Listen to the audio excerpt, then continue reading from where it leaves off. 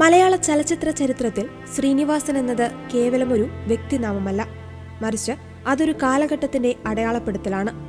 തന്റേതായ ഭാഷാ ശൈലിയിലൂടെയും നിരീക്ഷണ പാടവത്തിലൂടെയും മലയാളിയുടെ ചിന്താഗതിയെയും ആസ്വാദനശീലത്തെയും ഉടച്ചുവാർത്ത വിസ്മയ പ്രതിഭയായിരുന്നു അദ്ദേഹം. നടൻ, തിരക്കഥാകൃത്ത്, സംവിധായകൻ, നിർമ്മാതാവ് എന്നീ നിലകളിൽ മലയാള സിനിമയുടെ സമസ്ത മേഖലകളിലും അദ്ദേഹം 5 പതിറ്റാണ്ടോളം വ്യക്തിമുദ്ര പതിപ്പിച്ചു. കണ്ണൂർ ജില്ലയിലെ പാട്യം എന്ന ഗ്രാമത്തിൽ നിന്ന് മദ്രാസ് ഫിലിം ഇൻസ്റ്റിറ്റ്യൂട്ടിലെ പഠനത്തിന് ശേഷമാണ് ശ്രീനിവാസൻ സിനിമാ ലോകത്തേക്ക് എത്തുന്നത്. 1977 P.A. ബക്കർ സംവിധാനം ചെയ്ത മണിമുഴക്കം എന്ന ചിത്രത്തിലൂടെയായിരുന്നു അരങ്ങേറ്റം.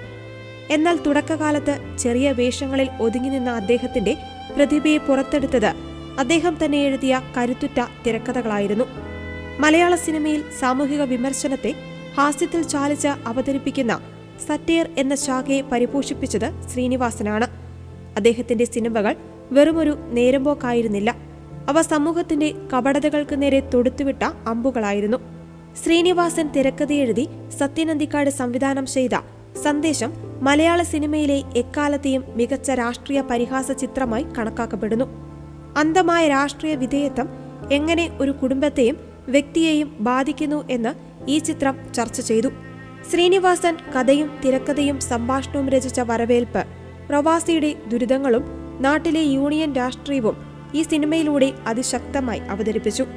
ശ്രീനിവാസൻ തിരക്കഥയെഴുതി അഭിനയിച്ച നാടോടിക്കാറ്റ് അഭ്യസ്തവിദ്യരായ യുവാക്കളുടെ തൊഴിലില്ലായ്മയെ ഇത്രത്തോളം രസകരമായും സത്യസന്ധമായും അവതരിപ്പിച്ച മറ്റൊരു ചിത്രം മലയാളത്തിലില്ല. സാധാരണക്കാരന്റെ പ്രതിരൂപങ്ങളായ ദാസനെയും വിജയനെയും മലയാളികൾ മറക്കില്ല. മലയാളികൾ ഇന്നും നെഞ്ചിലേറ്റുന്ന ദാസനും വിജയനും സാധാരണക്കാരന്റെ സ്വപ്നങ്ങളുടെയും പരാജയങ്ങളുടെയും പരിഹാസങ്ങളുടെയും പ്രതീകങ്ങളാണ്. ദാരിദ്ര്യത്തിലും പട്ടിണിയിലും അന്തസ് കാത്തുസൂക്ഷിക്കുവാൻ ശ്രമിക്കുന്ന ഈ കഥാപാത്രങ്ങൾ മലയാളികളുടെ മധ്യവർഗ ബോധത്തെയാണ് പ്രതിനിധാനം ചെയ്തത്. താൻ തന്നെ എഴുതിയ തിരക്കഥകളിൽ മോഹൻലാലിനൊപ്പം ശ്രീനിവാസൻ കാഴ്ചവെച്ച പ്രകടനം മലയാള സിനിമയിലെ സുവർണ അധ്യായമായി ഇന്നും നിലനിൽക്കുന്നു. ശ്രീനിവാസൻ സംവിധാനം ചെയ്ത ചിത്രങ്ങൾ അദ്ദേഹത്തിലെ ദാർശനികനെയാണ് പുറത്തെടുക്കുന്നത്. വടക്കുനോക്കിയന്ത്രം എന്ന സിനിമയിലൂടെ തന്നേക്കാൾ സുന്ദരിയായ ഭാര്യയെ വിവാഹം കഴിക്കുന്ന ഒരു പുരുഷന്റെ അരക്ഷിതാവസ്ഥയും സംശയരോഗവും അങ്ങേയറ്റം സ്വാഭാവികമായി ഈ ചിത്രത്തിൽ അദ്ദേഹം അവതരിപ്പിച്ചു.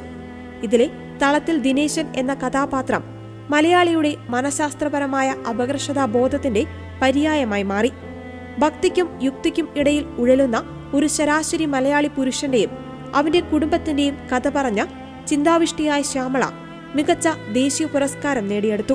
ശ്രീനിവാസൻ ഒരിക്കലും സൂപ്പർ സ്റ്റാർ ഇമേജിന് പിന്നാലെ പോയില്ല. സാധാരണക്കാരനായ വീടിനടുത്തുള്ള ഒരാളായി അദ്ദേഹം തിരശ്ശീലയിൽ നിറഞ്ഞു നിന്നു. സ്വയം പരിഹസിച്ചുകൊണ്ട് മറ്റുള്ളവരെ ചിരിപ്പിക്കുവാനുള്ള അദ്ദേഹത്തിന്റെ കഴിവ് അപാരമായിരുന്നു.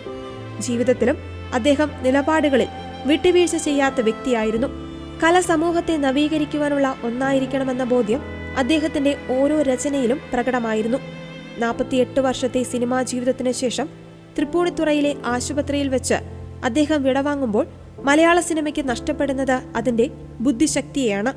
മലയാളികളെ തങ്ങളിലേക്ക് തന്നെ തിരിഞ്ഞു നോക്കാൻ പ്രേരിപ്പിച്ച, സ്വന്തം പോരായ്മകളെ നോക്കി ചിരിക്കാൻ പഠിപ്പിച്ച ആ വലിയ കലാകാരൻ എന്നും നമ്മളോടൊപ്പം ജീവിക്കും.